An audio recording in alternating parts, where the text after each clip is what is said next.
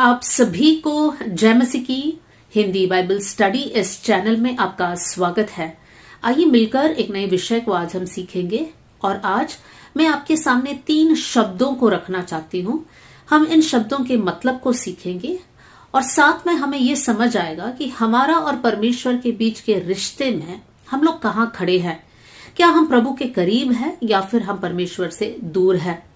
इन तीनों शब्दों को सीखने के लिए मैं आपके सामने 3 आयत को रखना चाहती हूँ। मैं ये पूरा आयत नहीं पढ़ूंगी, लेकिन तीनों आयत में से एक एक लाइन को मैं आपके सामने रखना चाहती हूँ। सबसे पहला आयत है यूहन्ना का सुसमाचार अध्याय 10 आयत 3, the gospel of John chapter 10 verse 3। यहाँ पर हम इस प्रकार पढ़ते हैं, भेड़े उसकी शब्द सुनती है, भेड़े उसकी शब्द सुनती है। नेक्स्ट आयत, उसका अगला आयत है यूहन्ना का सुसमाचार अध्याय 10 आयत 4, the gospel of John chapter 10 verse 4। यहां पर हम इस प्रकार पढ़ते हैं, वे उसकी शब्द पहचानती है। वे उसके शब्द मतलब भेड़े चरवाहे की शब्द को पहचानती है। तीसरा आयत जो मैं आपके सामने रखना चाहती हूँ, यूहन्ना का सुसमाचार अध्याय 10 आयत 14, the gospel of John chapter 10 verse 14। यहां पर हम पढ़ते हैं, मेरे भेड़े मुझे जानती है, मेरे भेड़े मुझे जानती है। अब हमारे पास 3 लाइन है। सबसे पहले हमने ये पढ़ा, भेड़े उसकी शब्द सुनती है। फिर हमने पढ़ा, भेड़े चरवाहे की आवाज पहचानती है। और तीसरा हमने पढ़ा कि भेड़े चरवाहा को जानती है। तो यहां से मैं 3 शब्द को निकालना चाहती हूं। सबसे पहले सुनती है, दूसरा पहचानती है और तीसरा जानती है। तीनों शब्दों को मैं एक और बार आपके सामने रखना चाहती हूं। सुनती है, पहचानती है, जानती है। मेरे प्रियो, ये 3 शब्द एक ऑर्डर में जाता है। हम लोग सबसे पहला शब्द पर मनन करेंगे, भेड़े चरवाहे की आवाज को सुनती है। ये पूरे यूहन्ना के सुसमाचार अध्याय 10 में हम लोग देख सकते हैं। यीशु मसीह कहता है कि मैं सच्चा चरवाहा हूं और हम प्रभु यीशु मसीह के भेड़े हैं। चरवाहा और भेड़ों के बीच का रिश्ता मतलब यीशु मसीह और कलीसिया के बीच का रिश्ता। जब यीशु मसीह कहता है कि भेड़े मेरे शब्द सुनती है, इसका यह मतलब है कि हम प्रभु के लोग परमेश्वर के शब्द को सुनते हैं। तो सबसे पहला शब्द है सुनना। जब हम लोग भेड़ों को देखते हैं, जब वो मैदान में है या कोई जंगली जगह पे है, चरवाहा तो हमेशा भेड़ों के साथ है, लेकिन भेड़ों के कानों में किन किन प्रकार का आवाज आते हैं। अगर वो मैदान में है तो हो सकता है चिड़ियों का आवाज, या गाय बैल है तो उनका आवाज, या फिर जंगली जानवरों की आवाज, और साथ में चरवाहा है तो चरवाहा की आवाज भी। लेकिन यहां पर इस आयत में विशेष ये बताया गया है कि भेड़े चरवाहे की आवाज को सुनती है। मेरे प्रियो, हम विश्वासी लोग, हमारे कानों में बहुत सारी आवाजें गिरती है। जैसे ही हम सुबह उठते हैं, अलार्म का आवाज, फिर हम लोग दिन स्टार्ट करते हैं, हमारे परिवार में बातों की आवाज, हम लोग आपस में बातचीत करते हैं, गाना लगाते हैं, गाना सुनते हैं, न्यूज सुनते हैं, बाहर जाते हैं, ट्रैफिक का आवाज, ट्रेन का आवाज, बहुत सारी आवाज हमारे कानों में गिरते हैं। इतना शोर शराबा के बीच में हम लोग रहते हैं। लेकिन हमें एक बात को समझना है, इन सारे आवाजों के बीच में रहने के साथ ही हमारा कान हमारा चरवाहे की ओर लगा रहना चाहिए। वचन में लिखा है, मेरी भेड़े मेरे शब्द सुनती है। इसका मतलब यह है कि हम परमेश्वर की आवाज को सुनना चाहिए। हर विश्वासी का सबसे पहला स्टेज यह है कि परमेश्वर की आवाज को सुनना। हम प्रभु की आवाज को कैसे सुन सकते हैं? मेरे प्रियो, हमारी जिम्मेदारी है, हमारा कर्तव्य है कि हम लोग हर दिन प्रभु का वचन को पढ़े। जब हम प्रभु का वचन को पढ़ते हैं, हम परमेश्वर की आवाज को सुनते हैं। वचन हमसे बात करता है, क्योंकि वचन जीवित है, वचन प्रबल है, वचन हमसे बात करता है और वचन के जरिए हम परमेश्वर की आवाज को सुन सकते हैं। वचन के जरिए हम सुन सकते हैं, हम लोग संदेश सुनने से सुन सकते हैं, हम लोग प्रभु के दास दासियों से बातचीत करने से हम परमेश्वर की बातों को सुन सकते हैं। अनेक तरीका है जहां पर हम लोग परमेश्वर की आवाज को सुन सकते हैं, जिसमें मुख्य है प्रभु का वचन को पढ़ना। लेकिन हमें हमारा जीवन को जांचना है। जब हम इस पृथ्वी में हैं, हमारे नौकरी है, हमारा परिवार है, हमारे रिश्तेदार है, एक समाज है, सब कुछ है, लेकिन क्या यही आवाज हमारे अंदर है या फिर हम परमेश्वर की आवाज को स्थान देते हैं और सुनने की इच्छा को रखते हैं? मेरे प्रियो, हर विश्वासी का जीवन का मुख्य लक्ष्य यही होना चाहिए कि मुझे मेरा परमेश्वर की आवाज को सुनना है, परमेश्वर की बातों को सुनना है, परमेश्वर मुझसे क्या कहना चाहता है, मेरे जीवन के बारे में परमेश्वर का क्या उद्देश्य है, मुझे सुनना है। इस प्रकार की एक इच्छा हमारे सबके अंदर होना चाहिए। हम लोग आगे बढ़ेंगे। भेड़ चरवाहे की आवाज को या शब्द को सुनती है, और नेक्स्ट आयत में हम पढ़ते हैं भेड़ चरवाहे की आवाज को पहचानती है। मेरे प्रियो, सुनना और पहचानने में फर्क है, अंतर है। क्यों अंतर है? आपको ऐसा लगता है कि हम सुनते हैं तो हम पहचान लेंगे? मेरे प्रियो, अब मान लो एक ग्रुप ऑफ बच्चे खड़े हैं जिसमें आपका बच्चा भी है। सारे बच्चे वहां पर शोर कर रहे हैं, सारे बच्चे अपने मम्मी को बुला रहे हैं या पापा को बुला रहे हैं। आप वो सारी आवाज को सुन रहे हैं, लेकिन जब आपका बच्चा आवाज उठाकर मम्मी कहेगा या पापा बोलेगा, तब तुरंत आप सुन नहीं रहे हैं, आपने अपना बच्चा का आवाज को पहचान लिया है। तो आप सुनने से पहचान तक कैसे गया? आप उन बच्चों की आवाज सुन रहे थे, आपने उन बच्चों की आवाज को पहचाना नहीं। आपने किसकी आवाज को पहचाना? आपके खुद के बच्चों की आवाज को पहचाना। क्यों? क्योंकि आपका बच्चा निरंतर आपके साथ रहता है, आपसे हर दिन बात करता है, सुबह हो, शाम हो, रात हो। आपका बच्चा और आपके बीच में एक रिश्ता है, बातचीत हो रही है, आप बात कर रहे हैं, बच्चा सुनता है, बच्चा बोलता है, आप सुनते हैं, एक रिश्ता है, इसलिए आप पहचान पा रहे हैं। जबकि दूसरे बच्चों के साथ रिश्ता नहीं होने के कारण आप पहचान नहीं पा रहे हैं, हालांकि आप सुन पा रहे हैं। हमारी आत्मिक जीवन में भी ऐसा ही है मेरे प्रियो। परमेश्वर हमसे बात करता है, बहुत से वक्त हमारे मन में कुछ सोच आता है या प्रभु के वचन के जरिए परमेश्वर बात करता है, लेकिन हम पहचान नहीं पा रहे हैं क्योंकि हम लोग परमेश्वर के करीब नहीं हैं। बाइबल में से एक बहुत अच्छा उदाहरण को मैं आपके सामने लेकर आना चाहती हूँ। जब हम लोग पहला शमूएल अध्याय 3 को पढ़ते हैं, फर्स्ट सैमुएल चैप्टर 3 को हम पढ़ते हैं, हम वहां पर देखते हैं बालक शमूएल परमेश्वर के मंदिर में रहता है। और एक दिन जब शमूएल रात को लेटा था, मंदिर में ही लेटा था, तब उसने आवाज को सुना, कोई उसको पुकार रहा था। उसने सुना कोई मुझे बुला रहा है, शमूएल, हे शमूएल। तो शमूएल को लगा कि एली मुझे बुला रहा है, और शमूएल भागकर याजक एली के पास गया और एली ने कहा, बेटा मैंने तुझे नहीं बुलाया। ये घटना 3 बार हुआ। तब एली याजक को समझ आया कि परमेश्वर शमूएल को बुला रहा है। और फिर एली याजक शमूएल से कहता है, अब अगले बार जब तुम ये आवाज सुनोगे तो कहना है, बोल प्रभु तेरा दास सुन रहा है। तब 4थी बार जब शमूएल ये आवाज को सुनता है, शमूएल कहता है, परमेश्वर आप बोलिए, मैं सुन रहा हूं। 3 बार शमूएल ने सुना लेकिन नहीं पहचाना। एक आयत को मैं आपके सामने रखना चाहती हूं, पहला शमूएल अध्याय 3 आयत 7, फर्स्ट सैमुएल चैप्टर 3 वर्स 7। यहां पर हम पढ़ते हैं, उस समय तक शमूएल यहोवा को नहीं पहचानता था। हम लोग क्या पढ़ रहे हैं? शमूएल अब तक परमेश्वर को नहीं पहचाना। शमूएल कौन है? शमूएल वो बालक है जो मंदिर में रहता है, वो मंदिर के सारे सेवा में हेल्प करता है।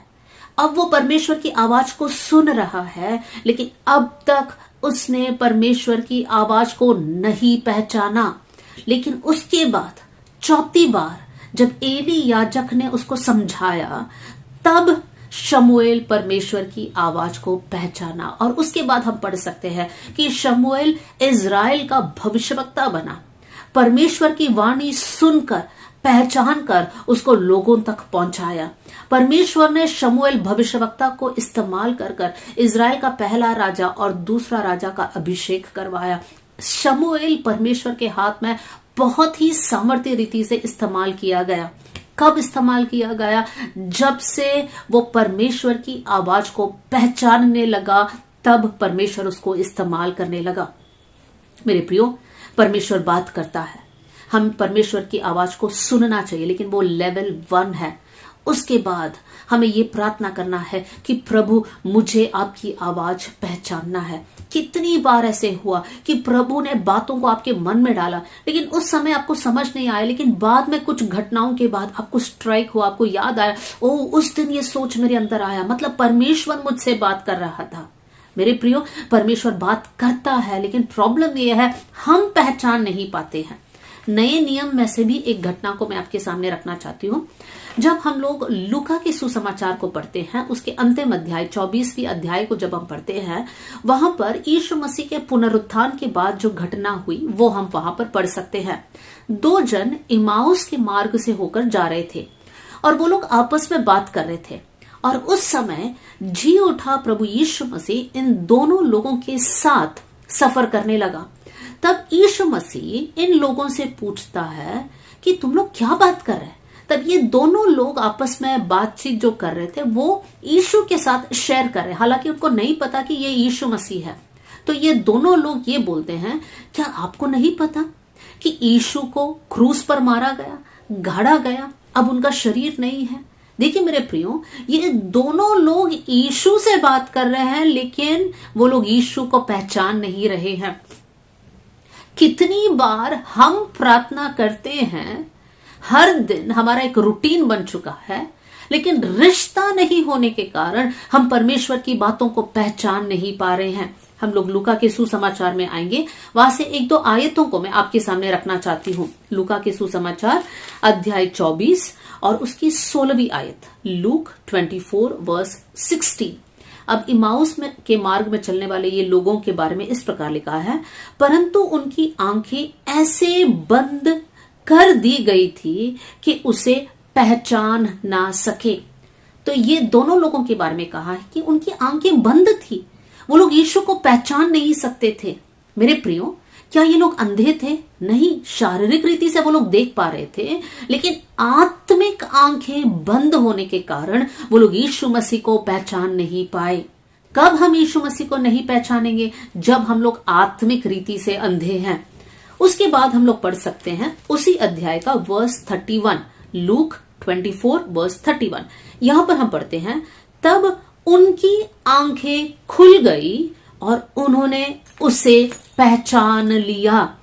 जब इनकी आंखें खुल गई, तब ये 2 लोगों को पता चला कि हमारे साथ चलने वाला खुद प्रभु यीशु मसीह था। कब उनको पता चला, कब उनको पहचान हुआ? जब उनकी आंखें खुल गई। मेरे प्रियो, हमें क्या प्रार्थना करना है? प्रभु मेरी आंखें खोल दे, मैं आपको पहचान पाऊं। इसलिए पौलुस एफेसुस की कलीसिया को चिट्ठी लिखते समय उस आयत को भी मैं पढ़ना चाहती हूँ। इफिसियों की पत्री में हम आएंगे, अध्याय 1 और उसका 17वीं आयत, इफिशियंस चैप्टर 1 वर्स 17, कि हमारे प्रभु यीशु मसीह का परमेश्वर जो महिमा का पिता है, तुम्हें अपनी पहचान में ज्ञान और प्रकाश की आत्मा दे और तुम्हारे मन की आंखें ज्योतिर्मय हो। देखिए पौलुस क्या कहता है, परमेश्वर हमें ज्ञान और प्रकाश की आत्मा दे ताकि हम उनको पहचान सके, और साथ में हमारी मन की आंखें ज्योतिर्मय हो। जब हमारी आंखें ज्योतिर्मय होंगी, हम प्रभु यीशु मसीह को पहचान पाएंगे। आज हमारी आंखें किन बातों पर लगी है? हमारी आंखें धन दौलत, सुविधा, आराम की जीवन या नाम कैसे कमाना है, समाज में उच्च स्तर पर कैसे उठना है, इन बातों पर लगी है। और आत्मिक रीति से हम अंधे हैं और आज हम यीशु को पहचान नहीं पा रहे हैं। लेकिन आज ये संदेश सुनते ही आपकी प्रार्थना ये होना चाहिए, परमेश्वर पौलुस जैसे एफेसुस की कलीसिया के लिए प्रार्थना करता है, प्रभु वही प्रार्थना हम भी कर रहे हैं। परमेश्वर हमारी मन की आंखें ज्योतिर्मय होने पाए, ज्ञान और प्रकाश की आत्मा दे परमेश्वर, ताकि हम आपको पहचान सके, आपकी बुलाहट को हम समझ सके। हालेलुया।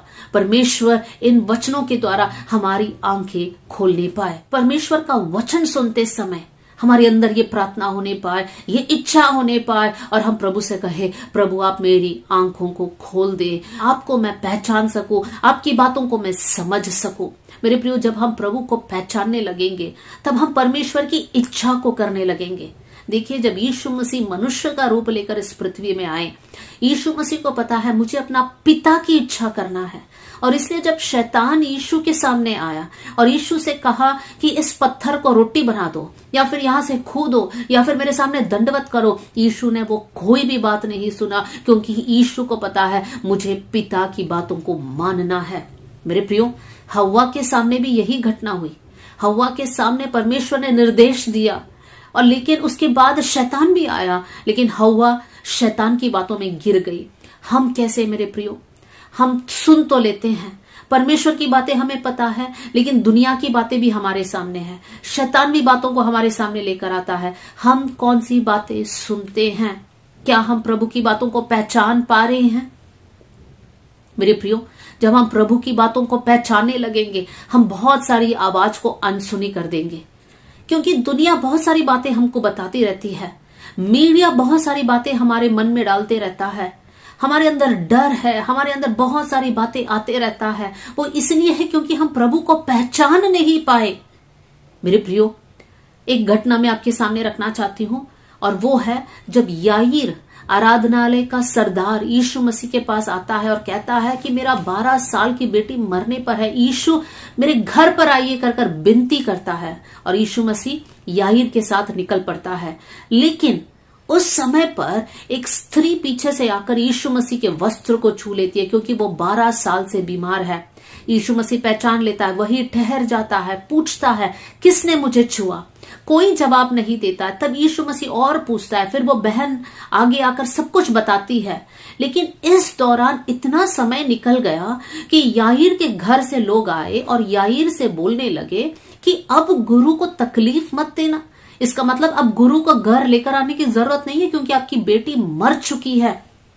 मेरे प्रियो, वहां पर हम इस प्रकार पढ़ते हैं, मरकुस का सुसमाचार अध्याय 5 और आयत 36, मार्क 5:36 में हम इस प्रकार पढ़ते हैं, यीशु मसीह ने उनके शब्दों को अनसुनी कर दिया और यीशु मसीह ने याईर से कहा, मत डर, केवल विश्वास रख। हम क्या सीख रहे हैं? याईर के पास आवाजें हैं, अलग अलग प्रकार की आवाज। एक तरह से याईर के घर में से कुछ लोग आकर याईर से बोल रहे हैं, अब गुरु को घर लेकर मत आना, यीशु मसीह को घर लेकर मत आना, अब सिचुएशन इतना खराब हो चुका है कि यीशु मसीह कुछ नहीं कर सकता।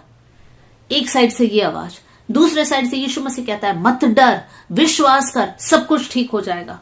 याईर किसकी बात सुनता है? मेरे प्रियो, परमेश्वर का धन्यवाद कि याईर यीशु मसीह का शब्द को सुना।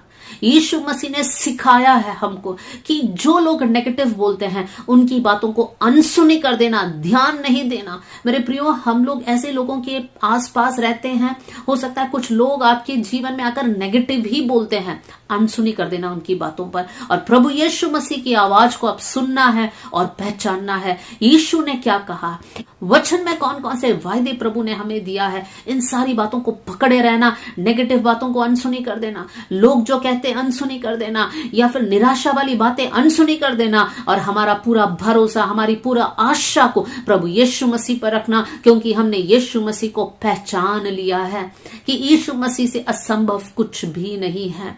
तो मेरे प्रियो, हमारे विश्वास के जीवन में हम सुनने वाले लोग बने, सिर्फ सुनने वाले नहीं, हम लोग पहचानने वाले लोग बने। किसको पहचानना है? हमारा चरवाहा, हमारा प्रभु यीशु मसीह को हमें पहचानना है। और तीसरी बात, हम लोग यूहन्ना 10:14 में पढ़ा कि भेड़ चरवाहे को जानती है। जब हम लोग यीशु मसीह को पहचानेंगे तब हम लोग यीशु मसीह को जान पाएंगे, अनुभव कर पाएंगे। जब यीशु मसीह पतरस से पूछा कि मैं कौन हूं, लोग मेरे बारे में क्या कहते हैं, तब पतरस ने कहा, आप परमेश्वर के मसीहा हो। मेरे प्रियो, पतरस ने पहचान लिया था कि यीशु मसीह कौन है, जबकि बाकी के लोग बोल रहे एलिया है, भविष्यवक्ता है, गुरु है, ऐसे अलग अलग प्रकार की बातें जब हो रही हैं। इवन फरीसी लोग बोल रहे थे इनके अंदर दुष्ट आत्मा, यीशु के अंदर दुष्ट आत्मा। देखिए उनका पहचान कितना गलत है। तो ये सारी बातों के बीच में भी पतरस ने पहचान लिया, और पतरस जो है यीशु मसीह को इतना जानता है कि बाद में हम लोग देख सकते हैं कि पेंतिकोस्त के दिन पतरस खड़ा होकर प्रचार करता है और 3000 लोग वहां पर मन फिराते हैं। जब हम लोग प्रभु यीशु मसीह को पहचानेंगे तब यीशु मसीह को हमारे जीवन में हम जानने लग जाएंगे। हम लोग यूहन्ना के सुसमाचार अध्याय 8 में पढ़ते हैं कि तुम सत्य को जानोगे और सत्य तुम्हें स्वतंत्र करेगा। सत्य क्या है? यीशु मसीह सत्य है। जब हम यीशु मसीह को जानेंगे, यीशु मसीह का कार्य हमारे जीवन में होगा और हम स्वतंत्र रहेंगे, हम पाप से परे रहेंगे, हम बंधन से, शैतानी हमला से हम लोग सुरक्षित रहेंगे, क्योंकि हमने यीशु मसीह को जान लिया है। मेरे प्रियो, अगर लोगों से पूछा जाए आपके लिए यीशु कौन है, अलग अलग लोग अलग अलग जवाब देंगे। कुछ लोग कहेंगे कि यीशु मसीह हमारा चंगा करने वाला है। उनके लिए उन्होंने यीशु को उतने में सीमित कर दिया, क्योंकि वो लोग सिर्फ यीशु के पास अपनी बीमारी को ही लेकर आते हैं, बाकी के समय उनको यीशु नहीं चाहिए। कुछ लोग कहेंगे यीशु मसीह यहोवा ईरे है, सब कुछ हमको प्रदान करने वाला परमेश्वर या उपाय करने वाला परमेश्वर। क्यों? क्योंकि सिर्फ जरूरत के लिए वो प्रभु यीशु मसीह के पास आते हैं। तो देखिए, सबके देखने का नजरिया अलग अलग है, लेकिन मैंने और आपने यीशु मसीह को कैसे जाना है? मेरे प्रियो, कौन है यीशु मसीह आपके लिए? यीशु मसीह हमारा जीवित परमेश्वर, हमारा उद्धार करता है, जो हमसे प्रेम करता है, जो दयावंत है, अनुग्रहकारी है, विलंब से क्रोध करने वाला, हमारे जीवन के लिए योजनाओं को रखने वाला, हमसे प्रेम करने वाला, हमारे जीवन के लिए भलाई चाहने वाला हमारा परमेश्वर। क्या आपने यीशु को जाना है? सिर्फ यीशु आशीष देता है या यीशु अच्छा है, उतने में हमें सीमित नहीं करना है। देखिए पौलुस क्या कहता है, फिलिपियों की पत्री में हम आएंगे। फिलिपियों की पत्री अध्याय 3 में जब हम लोग पढ़ते हैं, उसकी 10वीं आयत में पौलुस इस प्रकार कहता है, ताकि मैं उसको और उसके मृत्युंजय की सामर्थ को और उसके साथ दुखों में सहभागी होने का मर्म को जानूं। देखिए मेरे प्रियो, जानने का लेवल को पौलुस ने कितना बढ़ा दिया है। अब पौलुस कहता है कि मुझे मसीह के साथ दुखों में सहभागी होने का मर्म को, सीक्रेट को समझना है। मसीही जीवन सिर्फ आशीष में जीवन नहीं है मेरे प्रियो। मसीही जीवन का मतलब यह भी है कि मसीह के साथ हमें दुख उठाना है। जब मसीह ने दुख उठाया है, हमें उसी भावना को एक हथियार के समान धारण करना है कि हमें भी प्रभु के लिए दुख उठाना है, हमें क्रूस उठाना है, हमें लोगों की निंदा सहना पड़ेगा, लोग हमें तुच्छ समझेंगे, हमें सताव से होकर जाना पड़ेगा। लेकिन मेरे प्रियो, मसीह के दुखों में सहभागी होने का मर्म को हम लोग जानने वाले बन जाए कि वो कितना धन्य है कि हम प्रभु यीशु मसीह के लिए दुख उठा रहे हैं। हम लोग कितने आनंदित होना चाहिए कि हमारा प्रतिफल स्वर्ग में बड़ा है, क्योंकि हम मसीह के साथ दुखों में सहभागी हो रहे हैं। आज जब दुख आता है, हम लोग टूट जाते हैं, हम निराश हो जाते हैं। शद्रक, मेशक, अबेदनगो के जीवन में बहुत बड़ा संकट, उनको आग में डालने वाले थे, लेकिन उनकी प्रतिक्रिया कैसी थी? वो लोग कह रहे हैं हमारा परमेश्वर हमें बचाएगा, अगर नहीं भी बचाएगा तो भी हम परमेश्वर को नहीं छोड़ेंगे। मेरे प्रियो, ये है विश्वास, ये है प्रभु यीशु मसीह को जानना। जब पौलुस ने यीशु मसीह को जाना, उसके पास जितने भी इस संसार की भलाई है, सब कुछ को वो कूड़ा समझता है, तुच्छ समझता है, और मसीह के साथ दुख उठाने के लिए वो तैयार है। मेरे प्रियो, हमारे मसीही जीवन में हमें परिपक्व होना है। आज हम लोग फर्स्ट स्टेज में होंगे, हम लोग सुन रहे हैं, सिर्फ हम सुनते हैं प्रभु आशीष देता है, प्रभु बात करेगा, परमेश्वर बात करता है, और ये सारी बातें हम लोग सुन रहे हैं। सुनने से हम लोग पहचानने वाले लेवल में आने पाए, और पहचान से हम लोग जानने वाले लेवल में आने पाए। मेरे प्रियो, आज मैं आप सबको हिम्मत देना चाहती हूँ, मसीही जीवन में बढ़ना जरूरी है, बढ़ोतरी होना जरूरी है। हमारे अंदर का आत्मिक बचपना को हटाकर हम लोग परिपक्व लोग होने पाए। हम लोग दूध पीने वाले शिशु ना बने, लेकिन अन्न खाने वाले मसीह बने, जो दूसरों को शिक्षा देने लायक हमारा जीवन और हमारा ज्ञान बढ़े। मेरे प्रियो, आज परमेश्वर का वचन आपके लिए यह है, प्रभु में बढ़िए। आपको प्रभु का वचन सुनना है, आपको परमेश्वर को पहचानना है, और साथ में परमेश्वर की बातों को अपने जीवन में अनुभव करना है, जानना है। जब आप इस प्रकार का निर्णय को लेंगे, आप जरूर प्रभु में बढ़ पाएंगे। हर दिन वचन पढ़िए, सिर्फ पढ़कर छोड़ना नहीं है, वचन से, प्रभु से कहिए, प्रभु वचन से मुझसे बात कीजिए। और जब परमेश्वर बात करता है, हम लोग सुनने के बाद उस बात को पहचानने भी पाए कि प्रभु ने मुझसे बात किया, और वो हमारे जीवन में हम लोग लागू करने वाले बन जाए। मैं प्रार्थना करती हूं कि ये वचन आपके लिए आशीष का कारण बन जाए। आइए हम लोग दुआ करें।